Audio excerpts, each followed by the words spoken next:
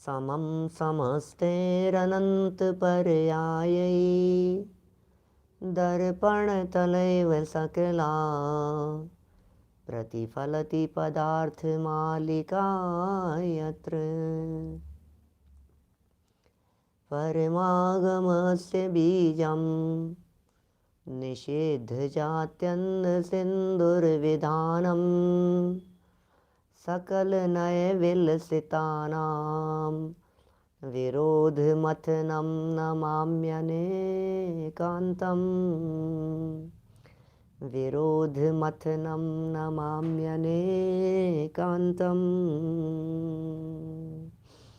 अमृतचंद्राचार्य देव ने यहाँ सबसे पहले उसे नमस्कार किया जो विरोध को दूर करने वाला हो। नमाम्यनेकांतम, मैं उस अनेकांत को नमस्कार करता हूँ जो विरोध मथनम, जो विरोध को दूर करने वाला हो। सच में ये सारे प्रकरण वे प्रकरण हैं जिनको यदि गहराई से समझ लिया जाए तो किसी भी प्रकार का कोई विरोध नहीं बनता, विरोध की परिस्थिति नहीं बनती। मुनि धर्म के स्वरूप को बतलाते हुए यहाँ चर्चा अपनी चल रही थी कि रत्नत्रय बंध का कारण नहीं है। जहाँ रत्नत्रय होता है वहाँ अबंध होता है, जहाँ बंध होता है वहाँ राग होता है। राग बंध का कारण है, विभाव बंध का कारण है। रत्नत्रय सम्यक दर्शन, सम्यक ज्ञान और सम्यक चारित्र ये बंध के कारण नहीं है। मूल श्लोक 3 थे और इन्हीं 3 मूल श्लोकों की टीका में बहुत शॉर्ट में कह दिया, सम्यक दर्शन, सम्यक ज्ञान, सम्यक चारित्र, इनसे बंधन नहीं होता। अपन यहाँ श्लोक पढ़ लेते हैं एक बार, फिर आज चर्चा चारित्र के संदर्भ में करेंगे। पहले आगम वचन तो पढ़ लेवें, मूल शास्त्र के शब्द क्या हैं। येनांशेन सुदृष्टे तेनांशेनास्य बंधनं नास्ति, येनांशेन तु रागस् तेनांशेनास्य बंधनं भवति, येनांशेन ज्ञानं तेनांशेनास्य बंधनं नास्ति, येनांशेन तु रागस् तेनांशेनास्य बंधनं भवति, येनांशेन चरित्रं तेनांशेनास्य बंधनं नास्ति, येनांशेन तु रागस् तेनांशेनास्य बंधनं भवति।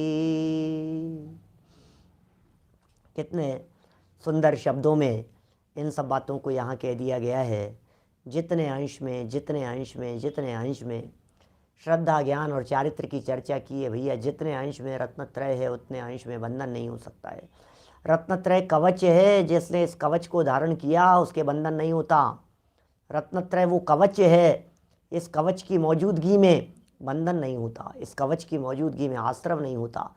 जिसने इस कवच को पहन लिया हो उस जीव को राग असर नहीं करता, राग का जहर उसके ऊपर चढ़ता नहीं है। मिथ्यात्व का जहर निकल गया है, विभाव भावों का जहर ऊपर चढ़ता नहीं है। ये चमत्कार होते हैं भाई साहब।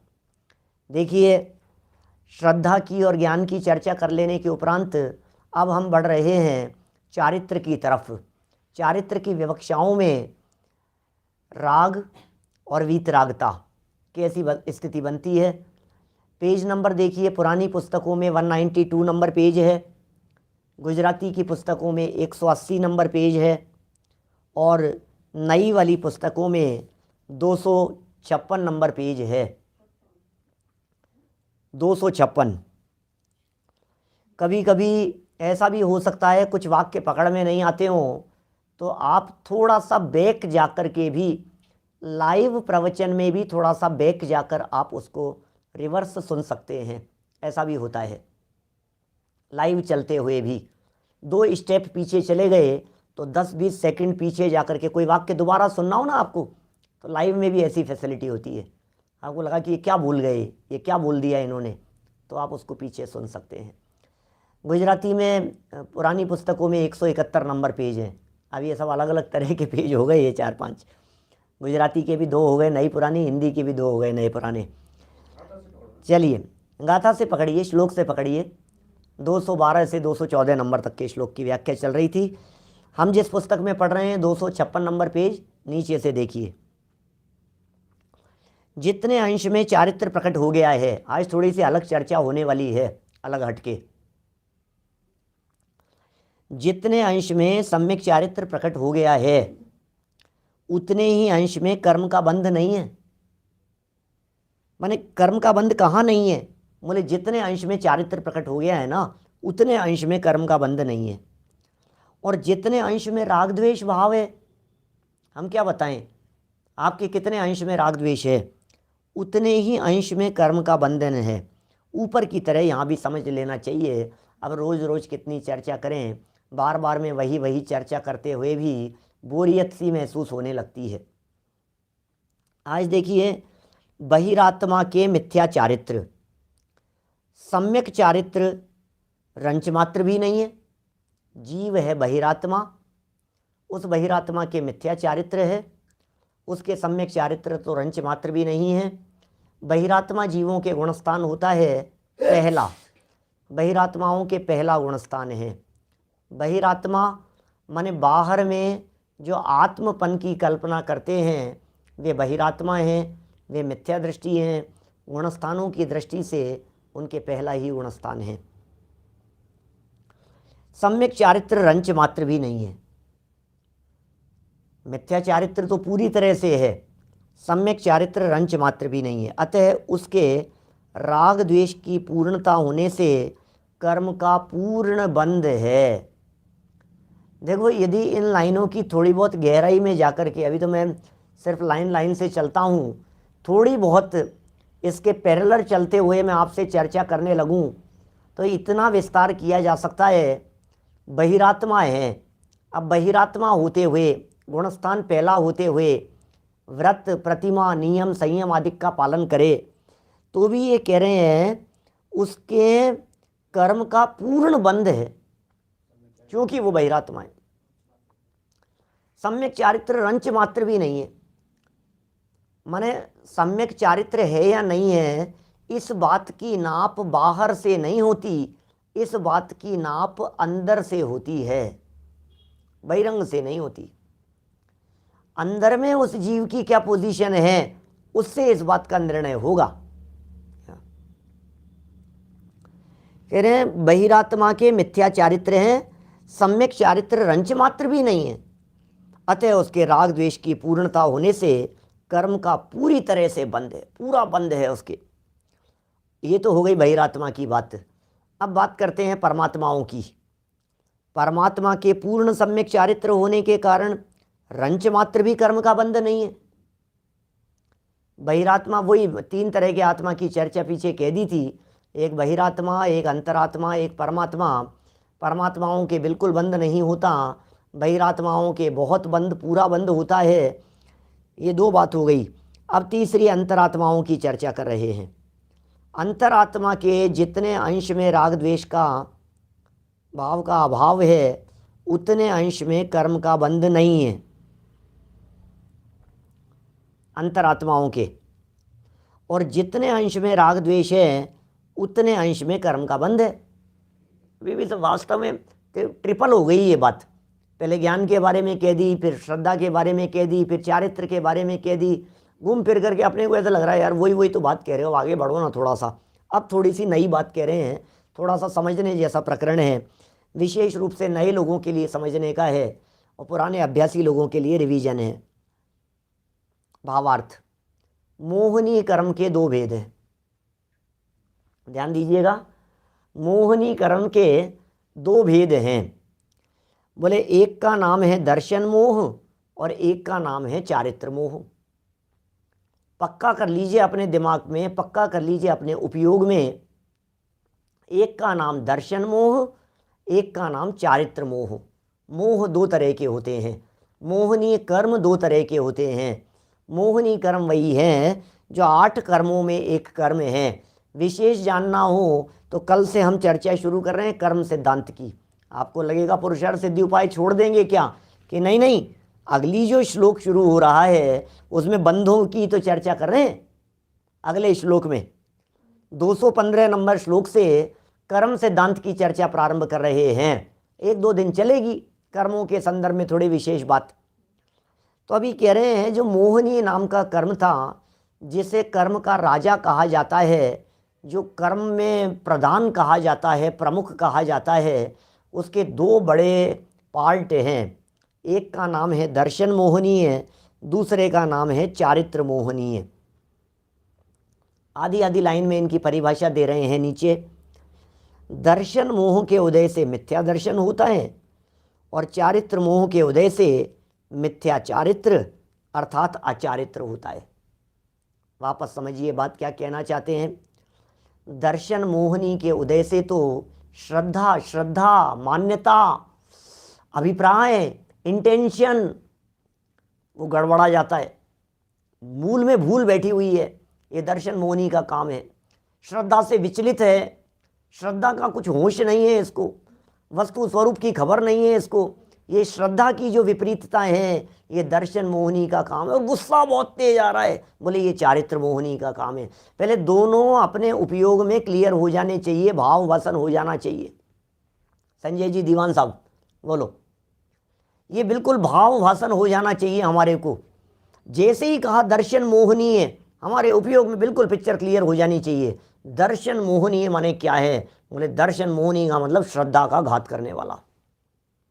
दर्शन मोहनी माने ऐसा कर्म जो श्रद्धा को विचलित कर देता है। बोले चारित्र मोहनी क्या होता है, बोले चारित्र की विपरीतता है। चारित्र में चंचलता है। चारित्र में चंचलता का मतलब गुस्सा है, घमंड है, मायाचार है, छल कपट है, राग द्वेष है, विकारी परिणाम है, सब चारित्र के खाते में। एक है श्रद्धा जो अंदर की चीज है, एक है चारित्र जो सर चढ़कर बोलता है। अंदर की मान्यता किसी को दिखती नहीं है, बाहर का गुस्सा हर व्यक्ति पकड़ता है। अरे कितना गुस्सा है, अरे कितना गुस्सा है। भैया सुनो, गुस्सा चारित्र मोहनी कर्म के उदय से होता है और मिथ्या दर्शन श्रद्धा की विपरीतता से होता है। ठीक है, श्रद्धा की विपरीतता और चारित्र में शिथिलता, ऐसा समझिए। तो 2 बातें यहाँ हो गई। दोनों शब्दों के भाव वासन आपको हो गए होंगे। हास्य का परिणाम आया, रति अरति का परिणाम आया, शोक संतप्त हो गए। किसी का वियोग हो जाने पर जो परिणाम होते हैं उसे शोक कहते हैं। शोक हो गया, ओहो, और थोड़ा सा परिस्थिति बदल गई, घबरा गए, डर लग रहा है। बोले ये जो सब भाव हैं ये सब चारित्र मोहनीय संबंधी हैं।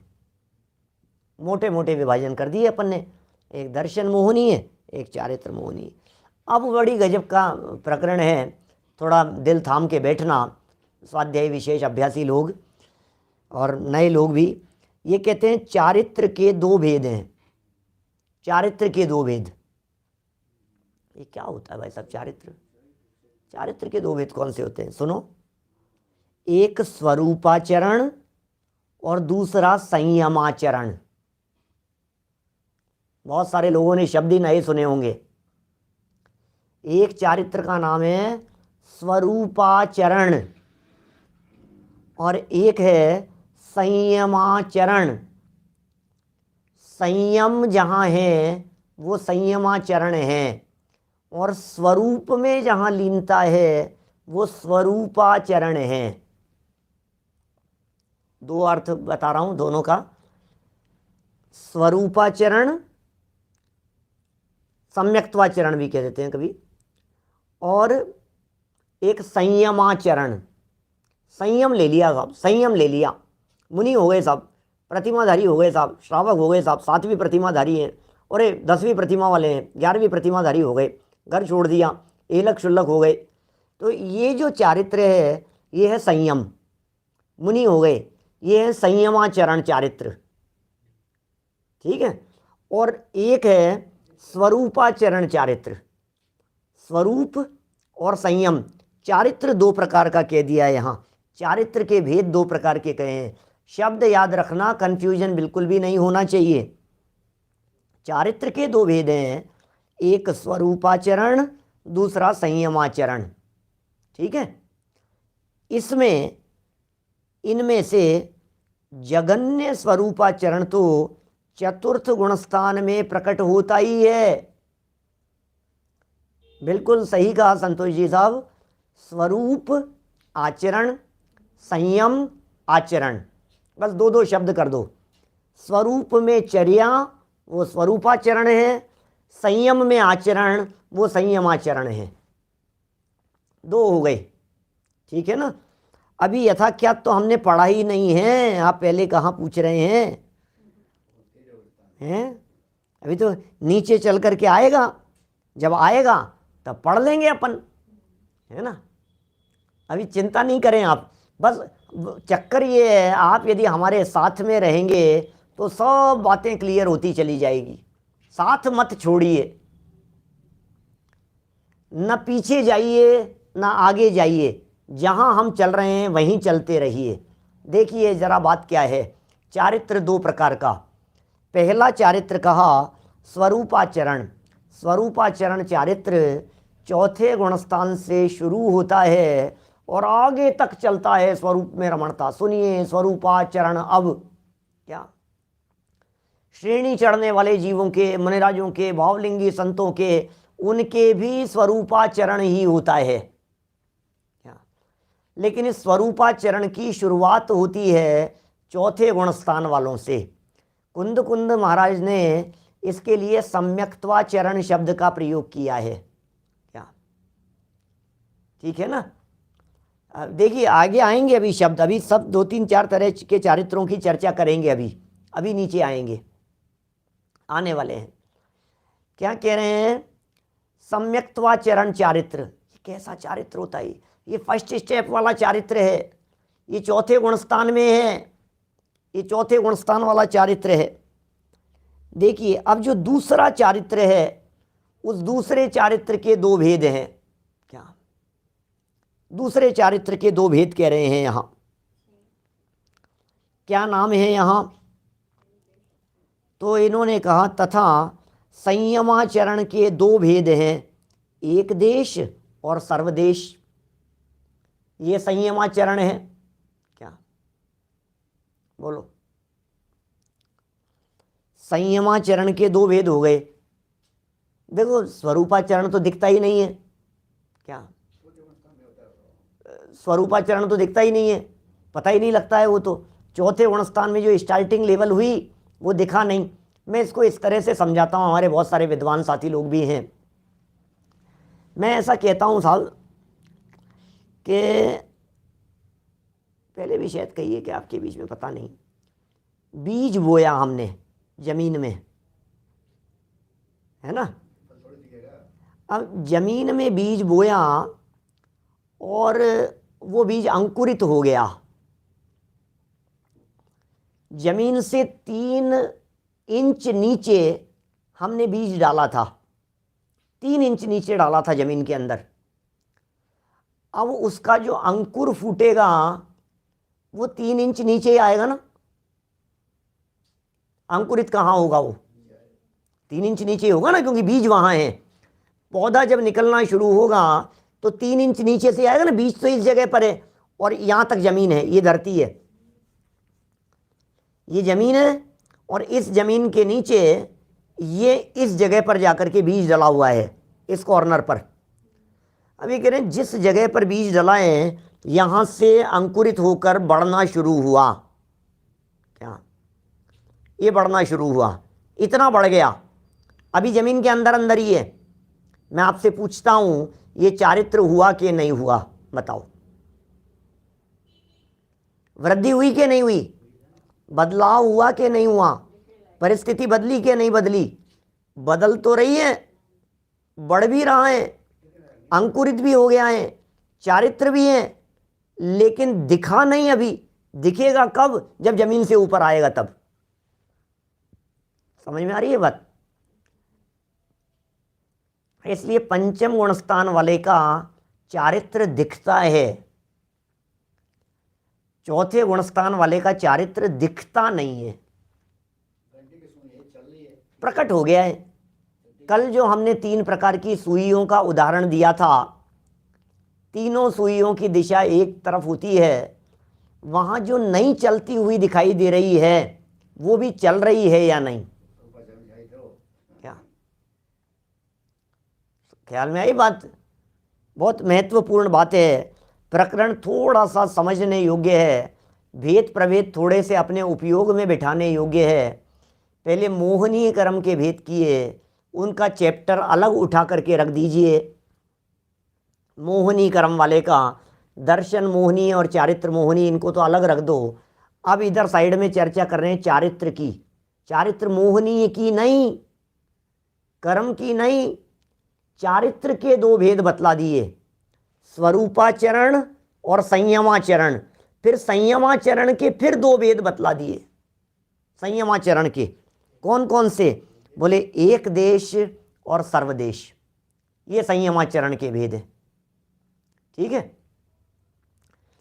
5वें गुणस्थानवर्ती श्रावक के तो एक देश चारित्र है। 5वें गुणस्थानवर्ती श्रावक के कौन सा चारित्र है? बोले एक देश चारित्र है। और 6वें से लेकर 12वें गुणस्थान तक मुनिराज के सकल देश चारित्र है। 6 से लेकर के 12वें गुणस्थान तक जो भी मुनिराज होते हैं, उन सब मुनिराजों के सकल चारित्र होता है। माने देश चारित्र श्रावकों के और सकल चारित्र मुनिराजों के, बराबर? हाँ, नहीं है ना सब। अरे जो छेड़ाला में जो चर्चा की है दौलत राम जी ने, वो तो कहाँ तक की चर्चा की? श्रेणी चढ़ने वालों तक की चर्चा की है। देखिए, जगन कहें अविरत समदृष्टि, वो अंतरात्माओं की चर्चा है। चलिए बात यहाँ क्या कह रहे हैं, देखो आप इधर ध्यान दीजिए। 6वें से लेकर 12वें गुणस्थान तक मुनिराज के सकल देश चारित्र हैं, तथा 13वें गुणस्थान में पहुँचने पर वे ही मुनिराज जिनराज बन गए। मुनिराज से जिनराज बन गए और परमात्मा कहलाए। पहले मुनिराज थे, अब जिनराज हो गए, अब वे जिनराज होकर के परमात्मा कहलाए। वहाँ उनके सम्यक चारित्र की पूर्णता होकर बंध का अभाव हो गया। इसका मतलब मुनिराज के अभी बंध का अभाव नहीं है। मुनिराज के तो बंधन कायम है, लेकिन जिनराज हो जाने के बाद अब बंधन नहीं होता। जिनराज के बंधन नहीं होता, उनके बंध का पूरी तरह से अभाव हो गया। इन्हीं सबको थोड़ा सा और अच्छे ढंग से समझा रहे हैं।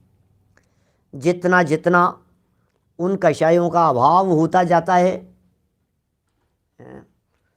जितना जितना उन कषायों का अभाव होता जाता है, उतना उतना ही उसके सम्यक दर्शन अथवा सम्यक चारित्र गुण का विकास होता जाता है। कषायें जितनी मिट गई, विकास उतना हो गया। कषाय और मिट गई, विकास और हो गया। कषाय और मिट गई, विकास और हो गया। तो चारित्र का विकास होता जाता है ना। जैसे जैसे कषायें मिटती जाती हैं, चारित्र का विकास होता जाता है। जैसे कि दर्शन मोहनी का अभाव होने पर सम्यक दर्शन होता है, और अनंतानुबंधी चौकड़ी का अभाव होने पर उतने अंश में स्वरूपाचरण चारित्र प्रकट होता है। अभी कितनी सुंदर बात कह रहे हैं, देखो थोड़े से समझने तो पड़ेंगे भाई, बुद्धि तो लगानी पड़ेगी थोड़ी सी। मिथ्या दर्शन, ये है दर्शन मोहनीय कर्म। मोहनी 2 तरह का कहा ना, एक दर्शन मोहनीय, एक चारित्र मोहनीय। दर्शन मोहनीय कर्म श्रद्धा से रिलेटेड हो गया, और चारित्र मोहनीय कर्म के बहुत सारे भेद हो गए। चारित्र मोहनीय कर्म के इतने सारे भेद हैं, जिनमें पहले कह दिया अनंतानुबंधी क्रोध मान माया लोभ, फिर अप्रत्याख्यानावरण, प्रत्याख्यानावरण, संज्वलन क्रोध मान माया लोभ, ये सब उसके लेवल हैं, ये सब स्तर हैं उसके अलग अलग। चारित्र के स्तर हैं, चारित्र को विविध रूपों में देखा गया है। तो इतनी बात हो गई। अब ये कह रहे हैं कि अनंतानुबंधी, ये चारित्र मोहनी की प्रकृति है। ये गई। जैसे समझो, वापस समझो, 1 मिनट दूसरे तरह से समझाता हूँ। ज्ञान आवरण कर्म है। चर्चा तो कल करेंगे विस्तार से कर्म सिद्धांत के बारे में। ज्ञान आवरण कर्म है, तो ज्ञान को ढका, ज्ञान आवरण। दर्शन आवरण है, दर्शन को ढका है, ये दर्शन आवरण। ऐसी दर्शन मोहनीय, श्रद्धा गड़बड़ा गई, ये दर्शन मोहनीय। तो चारित्र मोहनीय, चारित्र का घात कर रहा था। अपना ये चारित्र का प्रकरण चल रहा है ना, तो चारित्र हो गया, चारित्र हो गया, इसका मतलब चारित्र मोहनीय कर्म मंद पड़ गया, चारित्र मोहनीय का अभाव हो गया, तो चारित्र प्रकट हो गया। जैसे ज्ञानावरणी गया तो ज्ञान आ गया, ज्ञानावरणी गया, ज्ञान आ गया। ज्ञानावरणी नाम का कर्म छटा तो ज्ञान प्रकट हो गया। ऐसे चारित्र मोहनी गया तो चारित्र प्रकट हो गया। बहुत बहुत सीधा है, सरल सी बात है। एक कर्म है जिस कर्म का नाम चारित्र मोहनीय है। ये चारित्र मोहनी कर्म जब हावी होता है तो चारित्र नहीं प्रकट होने देता। चारित्र मोहनी का तीव्र उदय है, चारित्र नहीं होने देगा, बिल्कुल चारित्र नहीं होगा। अब चारित्र मोहनी के बहुत सारे लेवल हैं, तो कह रहे हैं जितना चारित्र मोहनी है चला जाएगा उतना चारित्र। चारित्र मोहनी चारित्र की घातक प्रकृति है ना। जितना चारित्र मोहनी चला गया उतना चारित्र। अभी चारित्र मोहनी और चला गया तो चारित्र और ज़्यादा, चारित्र मोहनी और चला गया तो और ज़्यादा, चारित्र मोहनी पूरा चला गया तो चारित्र की पूर्णता हो गई। क्या पिताजी साहब, बिल्कुल सरल सा फॉर्मूला है, बहुत सरल है बात।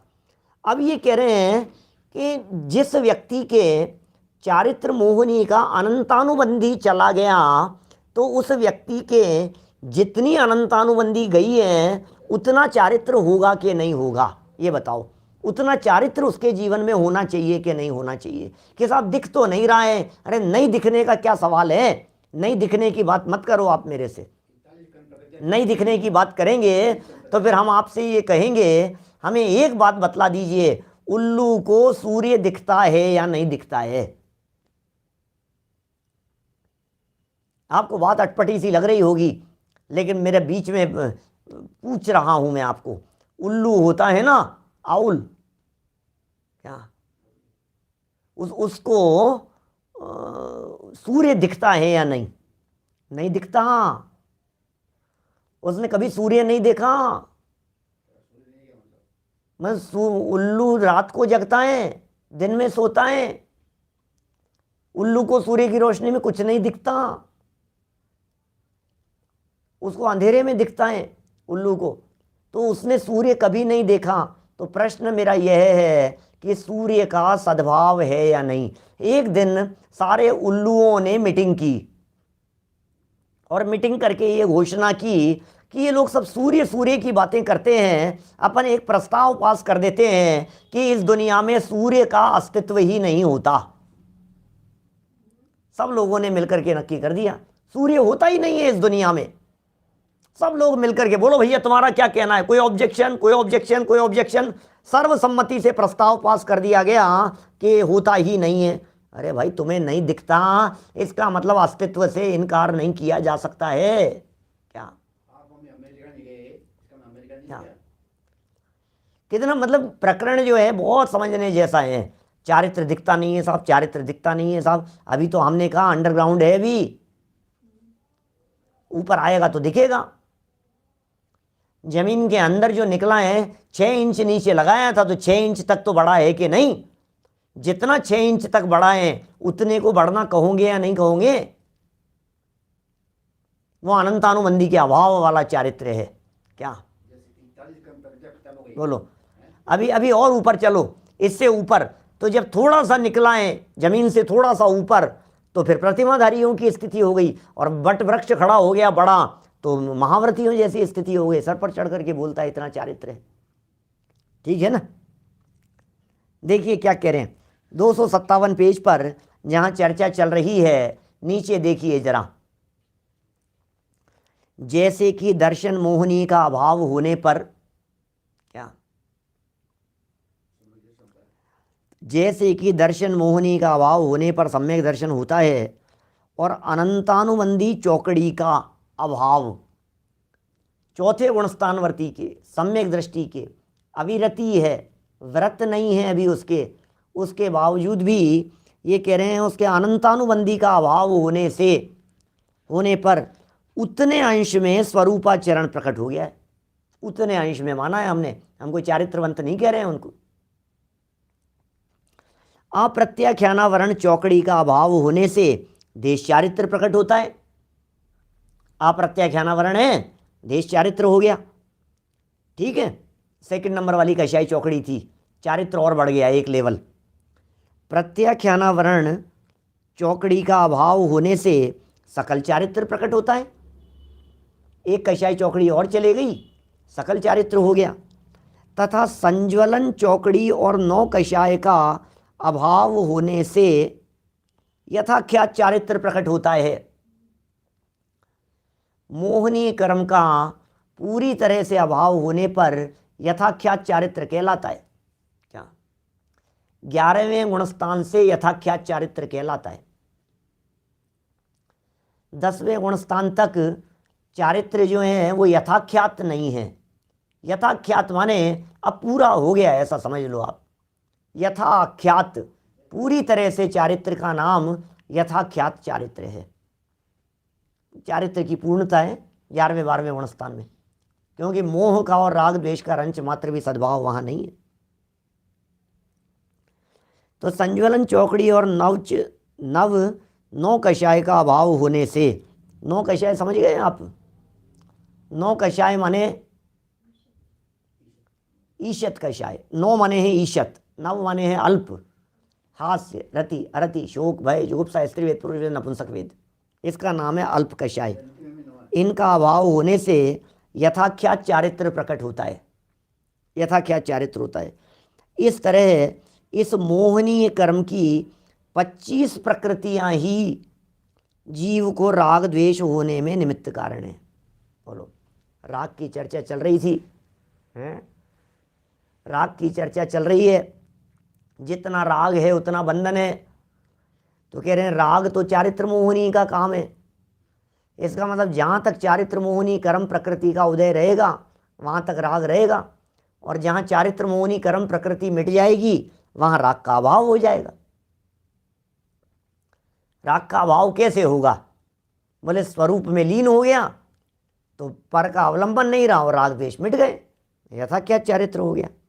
तो मोहनी कर्म की 25 प्रकृतियां ही जीव को राग द्वेष होने के निमित्त कारण हैं।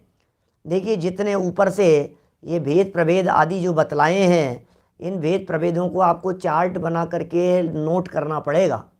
क्या आप जब इसको चार्ट बना करके देखेंगे ना तो आपके उपयोग में एक एक बात थोड़ी सी ख्याल में आएगी। अभी आपको राग द्वेष बता रहे हैं, एक प्रकरण और छोटा सा इसी से जुड़ा हुआ। चारित्र मोहनी की 25 प्रकृतियां जो कही, उन 25 प्रकृतियों को राग में और द्वेष में बंटवारा करके बतलाई है। 25 को पहले 25 गिनाओ साहब फटाफट, 25 कौन सी है फटाफट?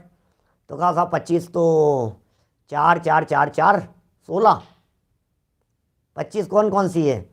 अनंतानुबंधी क्रोध, अनंतानुबंधी मान, अनंतानुबंधी माया, अनंतानुबंधी लोभ, अप्रत्याख्यान क्रोध, अप्रत्याख्यान मान, अप्रत्याख्यान माया, अप्रत्याख्यान लोभ, फिर प्रत्याख्यान क्रोध मान माया लोभ, फिर संज्वलन क्रोध मान माया लोभ। 16 हो गई। इन 16 के साथ साथ में हास्य, रति, अरति, शोक, भय, जुगुप्सा, स्त्री वेद, पुरुष वेद, नपुंसक वेद, 9 ये। तो 16 और 9 टोटल 25 कषाएं कहलाती है। इन 25 कषायों में से कितनी राग कितनी द्वेष, कौन सी राग और कौन सी द्वेष रूप है? आप लोगों में से बहुत सारे लोगों को इन सब बातों की जानकारी है, कोई बात नहीं, अच्छी बात है। इन 25 में से 13 कषाएं तो राग कहलाती हैं, और 12 कषाएं द्वेष रूप कहलाती है। 13 राग रूप और 12 द्वेष रूप कहलाती है। ठीक है, अब वही ये बतला रहे हैं, बंटवारा देखिए जरा इनका। उनमें से अनंतानुबंधी क्रोध मान, अनंतानुबंधी के क्रोध भी और मान भी अनंतानुबंधी वाला। फिर अप्रत्याख्यानावरण क्रोध और मान, अप्रत्याख्यान में भी क्रोध मान लिया। फिर प्रत्याख्यानावरण का भी क्रोध और मान क्या, फिर संज्वलन का भी क्रोध और मान, ये सब हो गए। ये 8 हो गए यहाँ, माने 4 प्रकार का क्रोध और 4 प्रकार का मान। ठीक है ना, 4 प्रकार का क्रोध और 4 प्रकार का मान। अच्छा, और क्या है? बोले आगे चले तो बोले अरति, अरति की बात थी। शोक, अरति माने असुहावना, अच्छा नहीं लग रहा है। शोक माने माथे पे कोई वो आ गया, किसी की डेथ हो गई ऐसा शोक। फिर भय माने घबराहट, और जुगुप्सा माने ग्लानि और घृणा। ये 4 चीज़ों को और मिला लो, टोटल कितनी हो गई? ये सब मिलकर 12 प्रकृतियां तो द्वेष रूप परिणमन में निमित्त हैं। 12 प्रकृतियां हो गई ये, माने ये पसंद नहीं करता व्यक्ति, दूर हटना चाहता है, डर लग रहा है। बोलो कितनी देर पसंद करोगे आप? दूर हटेगा उससे, द्वेष करेगा उससे। भय पसंद नहीं आता है, शोक पसंद नहीं आता है, जुगुप्सा माने जिससे ग्लानि घृणा होती है वो पसंद नहीं आता है, उससे दूर होना चाहता है व्यक्ति। इसी तरह से गुस्सा जिसके ऊपर आता है वो पसंद नहीं आता, हटाओ यार उसको, यार मुझे पसंद नहीं है, इसकी शक्ल देखना पसंद नहीं है मुझे, हटा लो। आंखों के सामने नहीं आना चाहिए ये व्यक्ति, मेरे सामने आ जाएगा तो मैं पता नहीं क्या कर बैठूंगा, हटा लो इसको। क्रोध, द्वेष, क्रोध तो द्वेष है, अनंतानुबंधी का हो चाहे अप्रत्याख्यान का, प्रत्याख्यान का या संज्वलन का, क्रोध तो द्वेष है। मान में द्वेष कहाँ दिखता है? मान तो अच्छा लगता है, मान में द्वेष कहाँ दिखता है? मान में द्वेष है भाई साहब। मान को द्वेष रूप इसलिए कहा है कि जब इस जीव के मान कषाय पसंद होती है, बढ़ती है, तब ये दूसरों को पसंद नहीं करता। मान को द्वेष रूप क्यों कहा? क्योंकि जब इस जीव के मान कषाय होती है तब इस जीव को दूसरा व्यक्ति ऊपर चढ़ता हुआ पसंद नहीं आता। जब इस जीव के मान कषाय होती है तो ये दूसरों को दबा कर रखना चाहता है, दूसरों को कंट्रोल में रखना चाहता है, दूसरों के ऊपर शासन चलाना चाहता है। जब इसके मान कषाय होती है तो मान कषाय भी द्वेष रूप है। कौन सी मान? बोले चाहे अनंतानुबंधी हो चाहे वो मान संज्वलन वाली हो, मान तो द्वेष रूप कषाय है। क्या? तो 4 प्रकार का क्रोध, 4 प्रकार का मान, 8 हो गई। अरति, शोक, भय और जुगुप्सा, इस तरह ये 12 कषाएं द्वेष रूप है। अगला वाक्य लिख दिया। अब शेष 13 प्रकृतियां राग रूप परिणमन में निमित्त होती है। अब शेष कौन सी बच गई? या आप बताइए कौन सी बच गई है? बोले लोभ, माया। 4 प्रकार की माया और 4 प्रकार का लोभ। क्या? तो 4 माया और 4 प्रकार की लोभ, 8 तो ये हो गए। फिर हास्य, हंस रहा है, मजा आ रहा है इसको, हास्य। रति क्या? और स्त्री वेद, पुरुष वेद, नपुंसक वेद। तो इस तरह से 8 + 5 कुल 13 प्रकृतियां राग रूप प्रकृतियां कही गई हैं। चलिए आगे बढ़ते हैं। 5-7 लाइनें और है 5-7 मिनट अपने पास में, अभी पूरा हो जाएगा। देखिए, इस प्रकार अनादिकाल से यह जीव इन्हीं 25 कषायों के वशीभूत होकर, 25 कषायों के वशीभूत होकर नित्य अनेक दुष्कर्म करता हुआ हो। कषायों के वशीभूत होकर के क्या दुष्कर्म नहीं करेगा ये जीव? जितने दुष्कर्म, जितने खोटे कार्य दिखाई देते हैं, जितने पाप कार्य दिखाई देते हैं ये सारे के सारे पाप कषायों के वशीभूत होकर के होते हैं। भैया कषायों को अपने ऊपर हावी मत होने दो। ज्ञान की विजय है या कषाय की विजय है, स्वयं निर्णय करना। आपको गुस्सा आ रहा है, ज्ञान कह रहा है अरे काय को लड़ता है, और कषाय कह रहे नहीं छोड़ूंगा नहीं इसको। आप निर्णय कीजिए। ज्ञान आपका स्वरूप है, कषाय आपका विभाव है। बाहर में किससे जीते और नहीं जीते उससे कोई मायना नहीं रखता है, लेकिन अंदर में झांक करके देखना मेरा ज्ञान जीता है या मेरी कषाय जीती है। यह अपना निर्णय अपने को करना है। दूसरे से जीते या नहीं, पड़ोसी से जीते कि नहीं जीते, पति पत्नी से जीते या नहीं जीते, वहाँ हार जीत का सवाल नहीं है।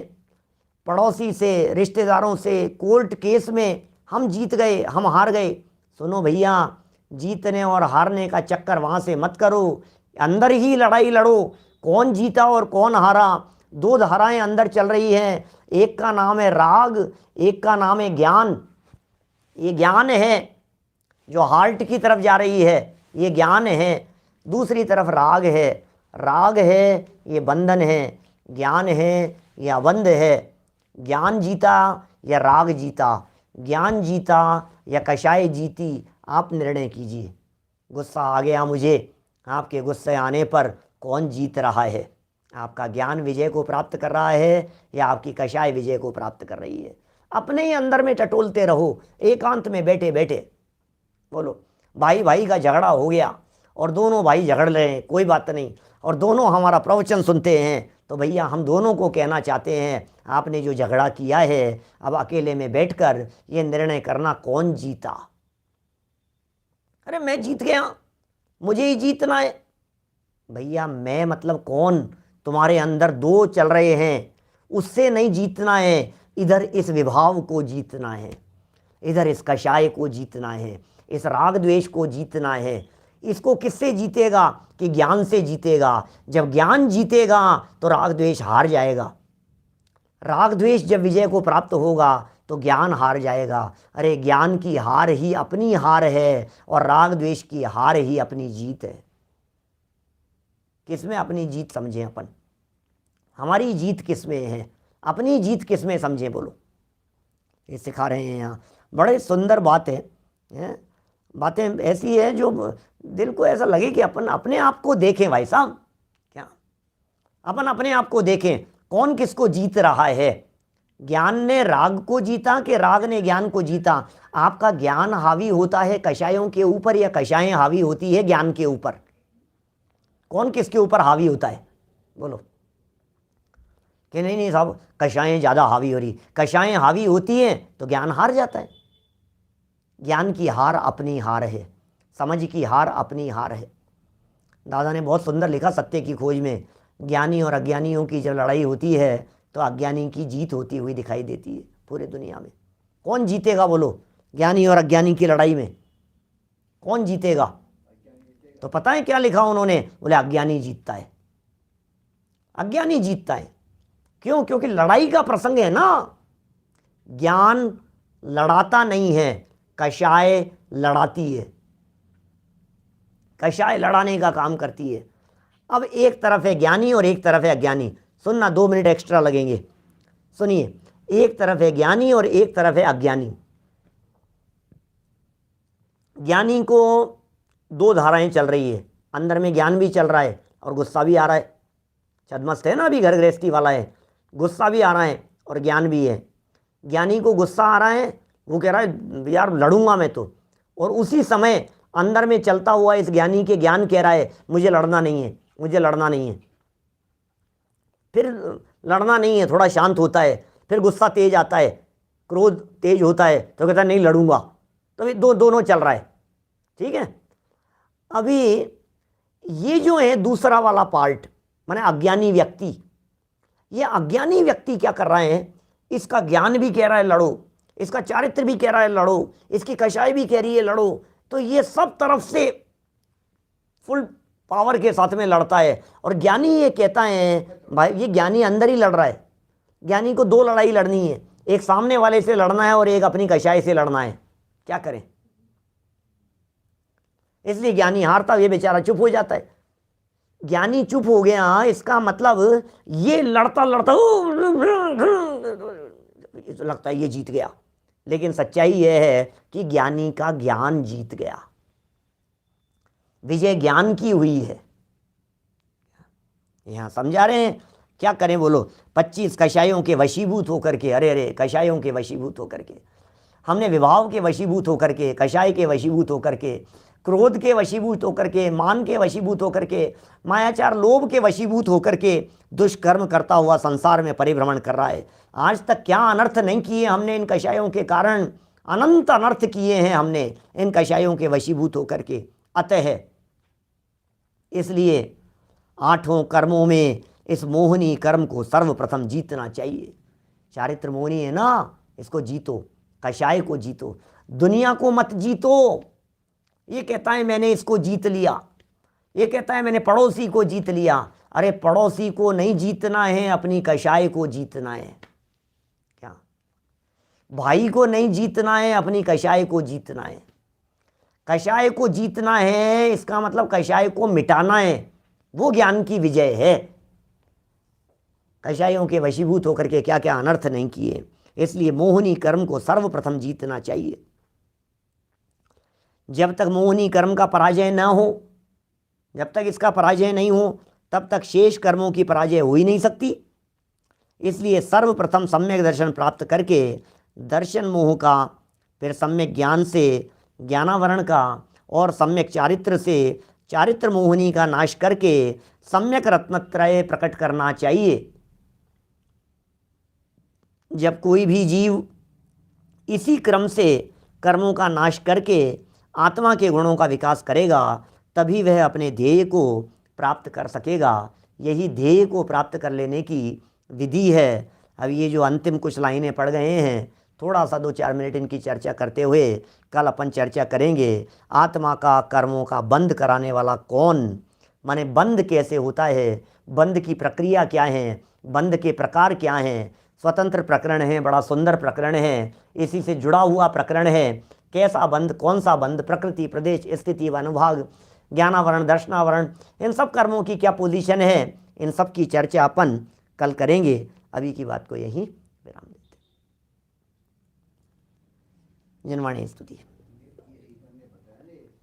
निज निधि निज में बताई, यह अनंत उपकार है, उसके लिए जिन वाणी माँ को वंदना शतबार है, वंदना शतबार है। 9 बाणों का मंत्र।